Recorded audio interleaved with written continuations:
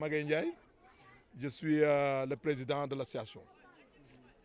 Par ailleurs, expert dans le domaine du développement du secteur privé. J'ai servi dans différents pays de la sous-région, y compris donc mon pays, le Sénégal. L'association pour le développement de Raw et environ, voilà,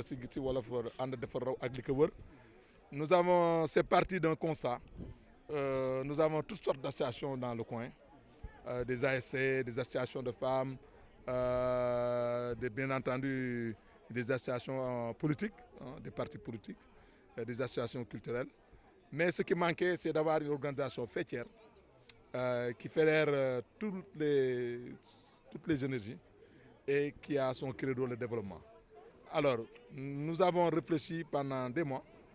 Nous sommes arrivés à la conclusion que notre terroir, Raw et alentour, manquait beaucoup de choses. Dont le fait que, historiquement, Raw fut canton avant l'indépendance. Première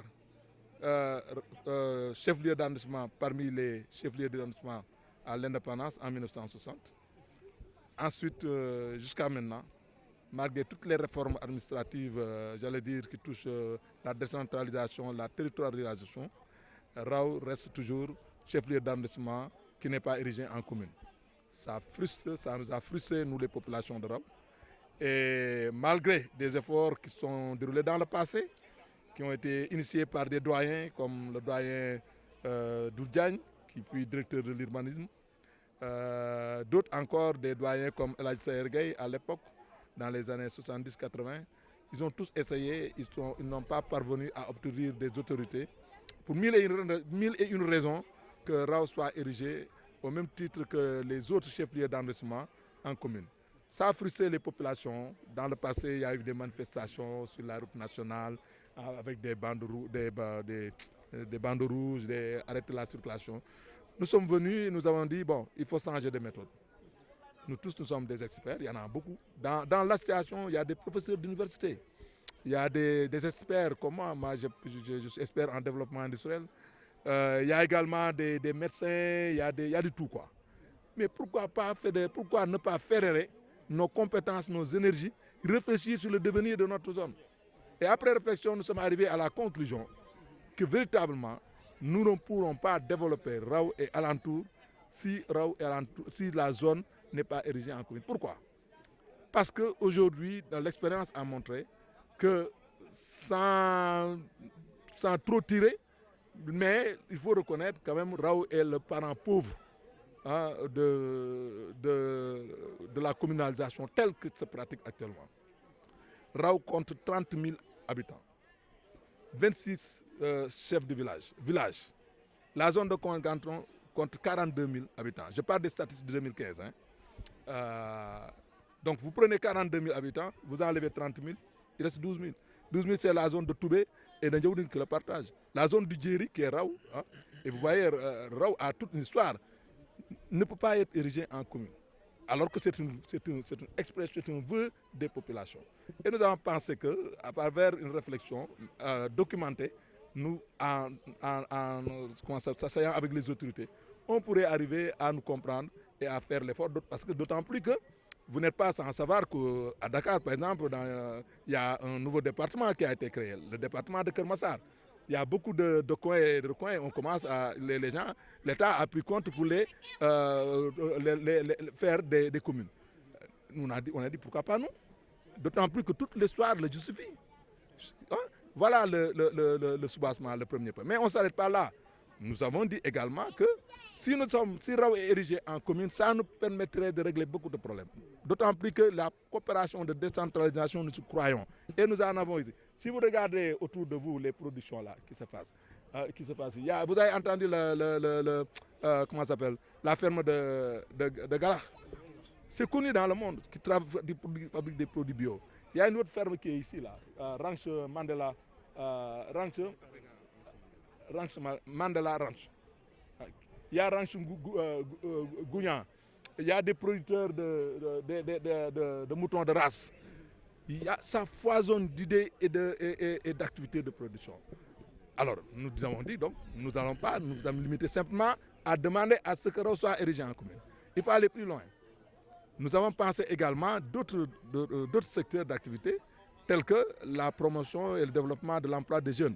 C'est d'actualité. C'est pourquoi nous avons fait venir un partenaire, Diamatec Technologie, Diamatec SA, dont le PDG ici, Moustapha Lo, qui a développé une initiative, qui a signé un contrat de partenariat public-privé avec l'État du Sénégal.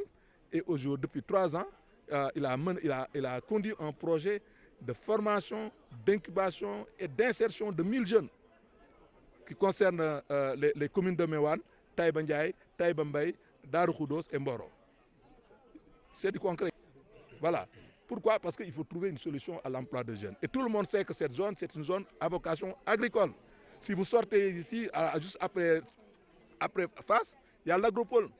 Jusqu'à présent, il y a encore une bonne partie de l'infrastructure qui n'est pas exploitée. Pourquoi pas nous développer avec des partenaires comme ça, développer des projets, monter des dossiers et demander à l'État de nous rétrocéder ces locaux qui sont là depuis des années et des années. Aujourd'hui, une communalisation de Raoult peut être la solution. Absolument.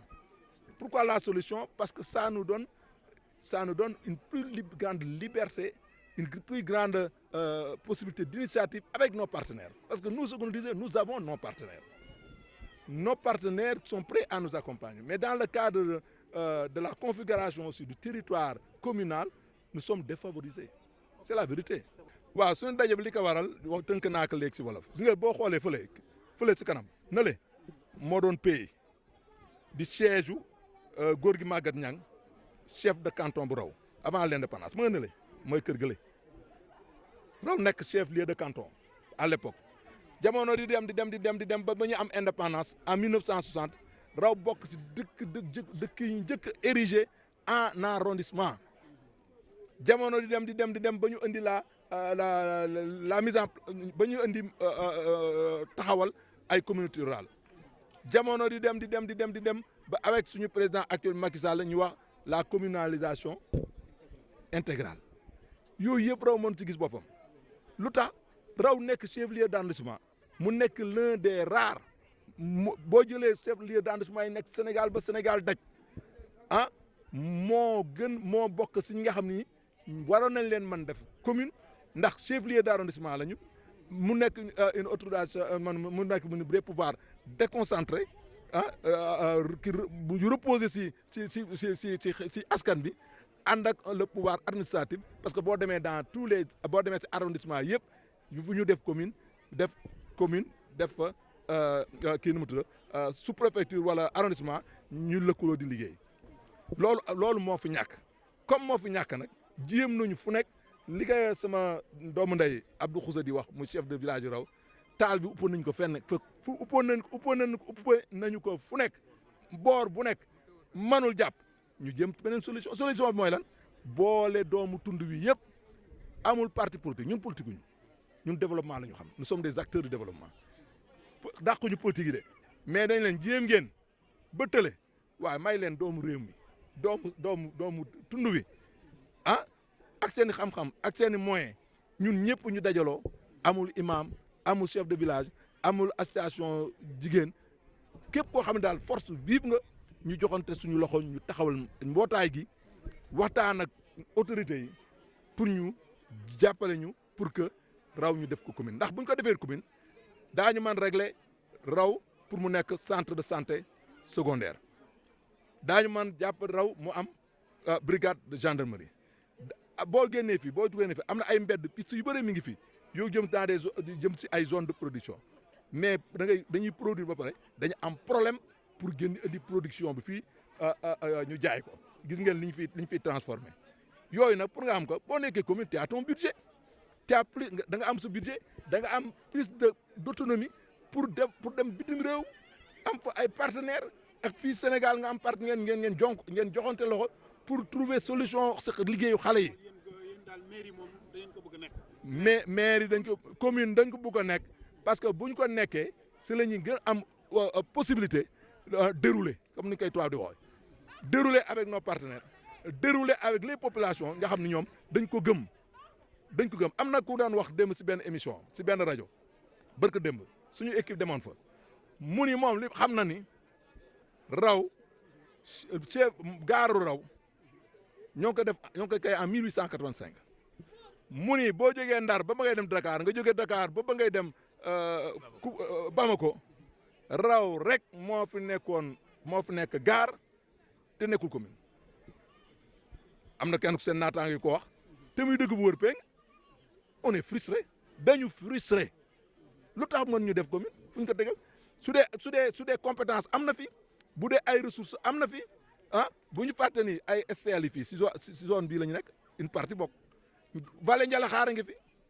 ferme yi ngeen fi gis ni seen production yëpp dañ ko liggéey marché chef de village bu ma fenee nga wax ma marché raw bokk na si ñi gën alimenté en taxe la commune de Gandon marché raw bii waaw taxe yi bokk na si li gën dooleel budget wu commune Gandon waaye ñun nag dañu jox ñu may ñu suñu droit ñu mën am commune loolu parce que xam naa dañu si bëre suñu xam ni d'accord si ñun te ñu si bëre bitim réew la bi nekkul ci dëkk bi seen problème mooy raw bu génnee dañuy néew doole ñoom waaye kat li ñuy wax rek ñu koy wax wolof di waxati lëngoo neex na waaye nga ber sa daara kat dara dàqu ko